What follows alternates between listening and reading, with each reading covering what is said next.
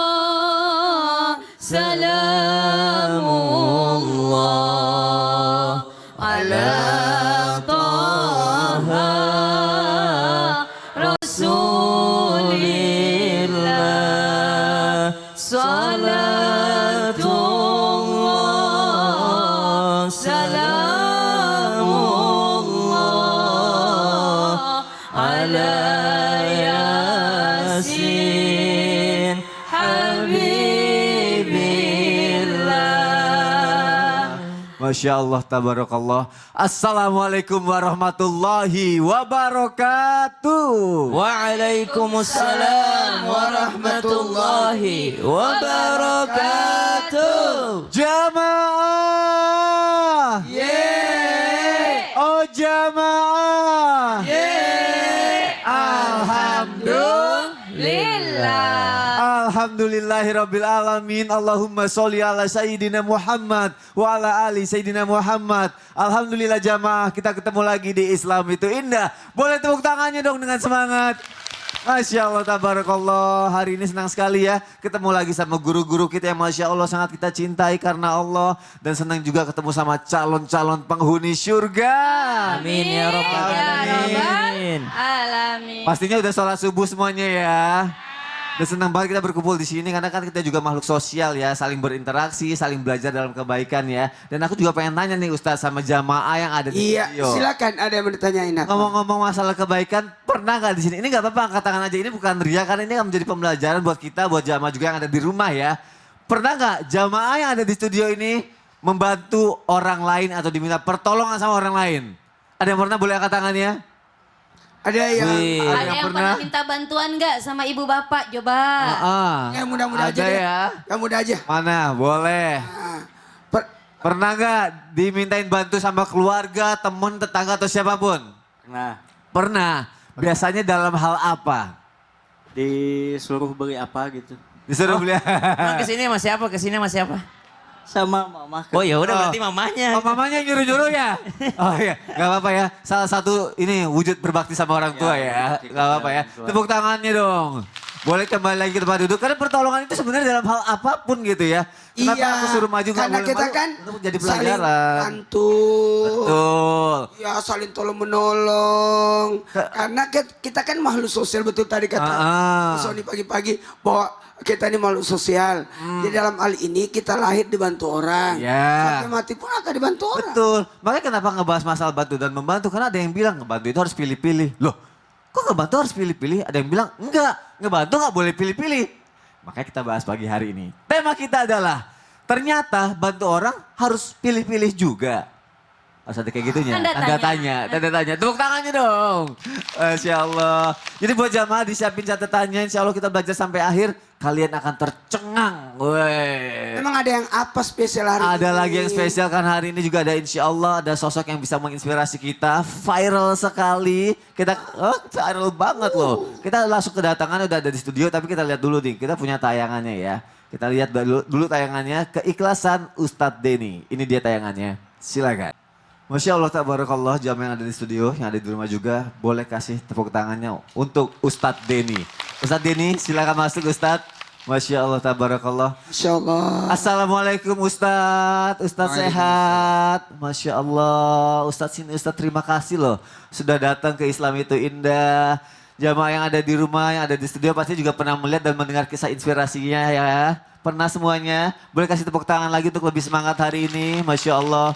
Di sini kita ngeliat tayangan Ustadz yang luar biasa sekali, viral di mana-mana. Ustadz mengajar ngaji itu dari rumah kontrakan Ustadz sendiri, betul? Betul. Ustadz tidur di situ, makan di situ, dan ketika ngaji akhirnya kasur harus digelar untuk bisa menerima anak-anak untuk masuk ke dalam rumah itu. Yes. Sudah berapa lama Ustadz mengajar ngaji di situ, Ustadz? Di situ baru kalau yang di situ. Sebelumnya yang sebelum dipindah itu ya. Kurang lebih saya mengajar ngaji itu 10 tahunan. Sudah 10 tahun belajar ngaji, Masya 10 Allah. tahun dengan berapa tempat? 3 tempat. Oh 3 tempat. Tiga tempat, karena yang aku dengar dari satu tempat ke tempat lain harus pindah karena satu dan lain hal. Mungkin karena waktu itu benar karena tidak bisa membayar tempat kontrakan, Ustadz diminta harus keluar dari tempat itu dan harus pindah ke tempat yang lebih kecil sehingga muridnya harus berkurang juga seperti itu ya Ustadz ya. Harus berkurang. Ya Allah. Sesuaiin tempatnya. Dan Masya Allahnya akhirnya karena keikhlasan Ustadz, Allah mengangkat derajat Ustadz. Insya Ustadz tidak Allah. pengen viral, Ustadz hanya ingin mengajar. Tapi Allah yang membuka jalan Ustadz sampai akhirnya Ustadz dikenal orang gitu dan bisa membantu orang yang ada di sekitarnya gitu ya Ustadz ya. Insya Allah. Masya Allah. Dengan viralnya ini akhirnya anak-anak semakin semangat belajar ngaji atau gimana? Karena kan mungkin insya Allah alhamdulillah banyak sekali bantuan yang datang setelah Ustadz viral ini ya Ustadz ya. Alhamdulillah, betul sekali. Ya untuk anak-anak itu semakin semangat untuk mengaji lagi, alhamdulillah. Muridnya bertambah setelah viral ini. Belum. Oh, tetap, Belum ya. Tetap yang Masih 40 tetap, itu ya. Iya, karena mungkin masih tempat di situ. Kenapa sih Ustadz mau mengajar ngaji anak-anak dengan maaf ya. Iya. Kondisi Ustadz sendiri pun yang bisa dibilang Ustadz masih butuh juga pemasukan sebetulnya. Dan Ustadz ikhlas, rela tanpa dipungut biaya. Kenapa Ustadz? Dalam diri saya hanya ditanami rasa kasih sayang aja itu. Jadi dari kasih sayang di situ saya terrealisasi bentuk amalia saya ya jadi tulus gitu kepada anak-anak. Intinya saya sayang kepada setiap orang gitu. Begitu. Sama kepada anak-anak. Terutama mungkin ya yang sama Jadi anak-anak. tadi itu kita dipimpin sholat subuhnya sama Ustadz. Masya Allah. Kita senang Alhamdulillah. sekali. Makanya hari ini juga jamaah yang ada di rumah juga pengen tahu seinspirasi apa dan akhirnya yang mungkin bisa menggugah hati banyak orang juga Ustadz. Mungkin Ustadz sebelum kejadian ini pasti Ustadz juga pernah gitu ya dalam kehidupan membutuhkan sesuatu dalam diri Ustadz. Iya. Dan akhirnya Ustadz pernah nggak saking kepepetnya ya maaf ya mungkin setiap orang pasti pernah melakukan ini. Kalau aku juga mungkin pernah ya gitu ya. Ustadz kan ikhlas sekali ya di sini. Pernah nggak Ustadz minta tolong bantuan orang yang ketika Ustadz minta tolong tapi orang itu benar-benar gak mau nolongin gitu. Padahal Ustadz benar-benar butuh ditolak. gitu. Apa itu? Malah ditolak gitu. Ya pernah juga gitu. Saya tetap berbaik sangka ya kepada orang karena mungkin dia berhak memberikan dan nggak memberikan itu udah hak dia. Mungkin untuk saya yang saya tanami dalam hati berbaik sangka, intinya itu aja. Masya Allah.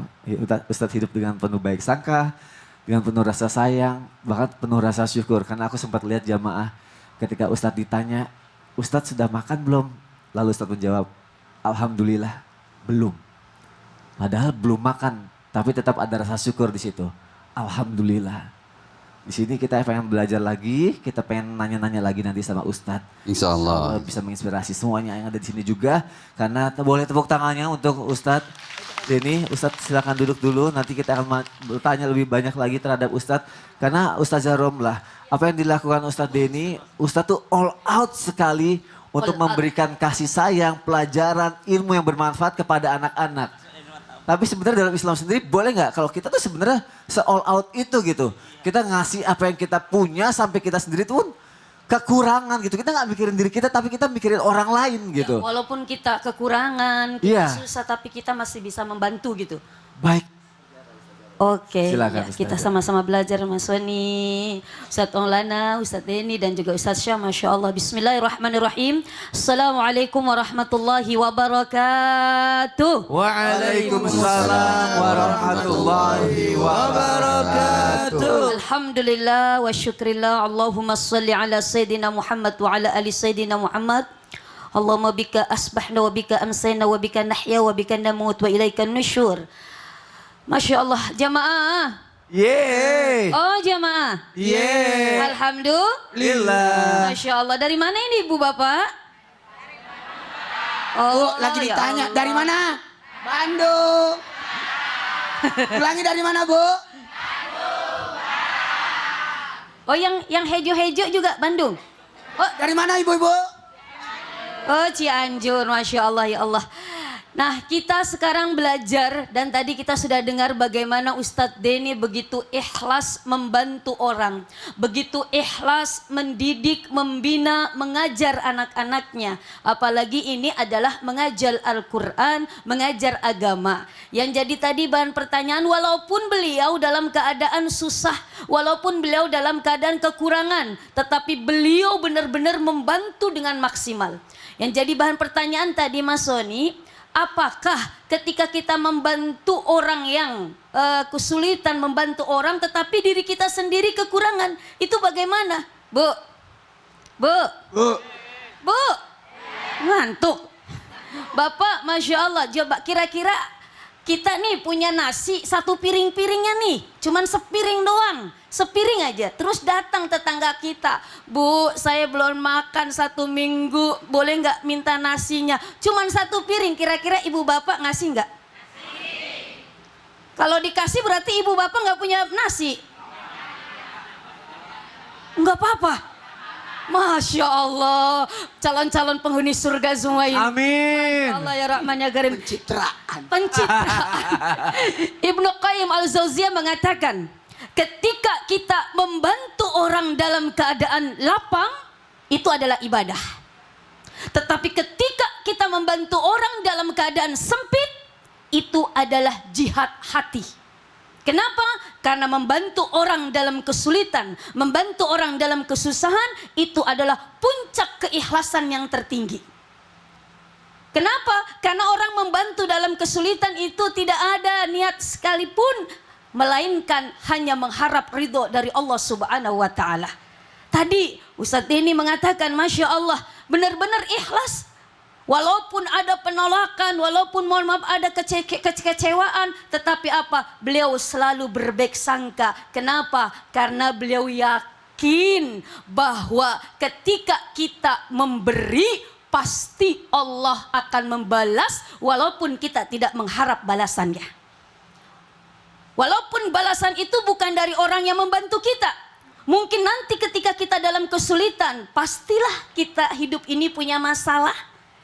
Pasti nanti hidup ini kita berada di fase yang benar-benar sulit, susah. Nanti bahwa apa yang sudah kita lakukan akan Allah perlihatkan balasannya. Apa? Yaitu membantu kita dalam kesulitan. Amin. Amin, ya Rabbal. Bahkan katanya ada yang pernah bilang sedekah terbaik itu di saat sebenarnya kita sedang sulit, akhirnya kita bantu orang gitu. Iya, Tetap ya, itu malah makanya tadi rasanya dikatakan cepet gitu ya. apa puncak keikhlasan tertinggi itu ketika kita membantu orang dalam keadaan sempit. Masya Allah. Dan itu jihad hati. Jihad hati, Jihad termasuk hati. jihad. Termasuk jihad. Masya Allah. Jangan juga Apa? 1 piring nasi dikasih semua orang. Tadi Setengahnya bapak, dong. tadi ibu-ibu katanya dikasih semua, dia kelaparan. Kayaknya kelaparan gak bisa makan. Iya dong. Oke, tepuk tangan untuk Ustazah Romla. Masya Allah, tabarakallah. Terima kasih. Makanya itulah kenapa kita bahas ya sedekah itu sebenarnya atau bantu orang itu boleh pilih-pilih apa enggak gitu ya. Karena termasuk jihad hati juga. Ada juga yang sudah dibantu tapi ada bilang gini, aduh giliran gak dikasih bantuan, dia langsung ngomongin kita. Coba kali untuk kasus ini Ustadz Syam. Oh, kita bahas lagi mengenai bantu orang harus pilih-pilih. Berarti yang dipilih-pilih yang dibantunya. Yang dibantunya. Karena ada kasus-kasus orang yang begini.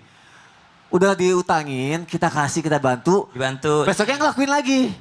Oh. Dibantu lagi, ngelakuin lagi. Padahal harapan yang memberi yang kita bantuin biar jadi kebaikan. Betul. Pas gak dikasih malah ngomongin kita. Siap. Kita harus gimana Ustaz? Baik. Silakan Ustaz. Terima kasih Mas Sony Tabi Guru Ustadz Maulana Ustazah Romla, Ustadz Denny, para alim ulama, para jamaah yang dimuliakan Allah Subhanahu wa Ta'ala. Mudah-mudahan menyaksikan Islam itu indah sampai selesai, bermanfaat buat bapak-bapak, ibu-ibu, buat Gen Z. Subhanallah, dalil nomor 1, milih tuh harus bantu-bantu. Ternyata Allah jawab langsung dalam Al-Quran surah Ali Imran 133, 134. أعدت للمتقين الذين ينفقون في السراء والضراء.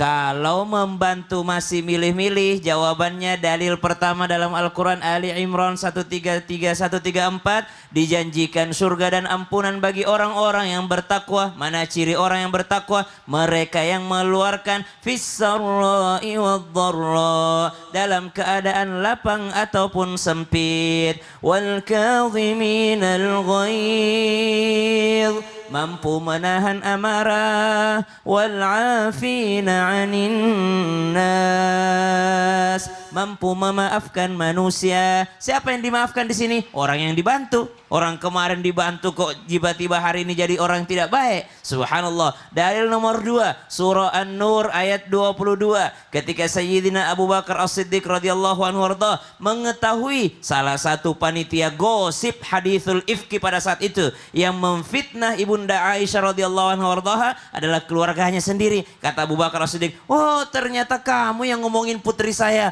Oh, ternyata kamu yang ngomongin kekasihnya baginda Nabi sallallahu alaihi wasallam. Kalau begitu, mulai hari ini saya tidak akan membantumu lagi." Turun surah An-Nur ayat 22 mengatakan, janganlah orang yang punya kelapangan menghentikan sedekahnya disebabkan orang yang dibantunya ini ngeselin.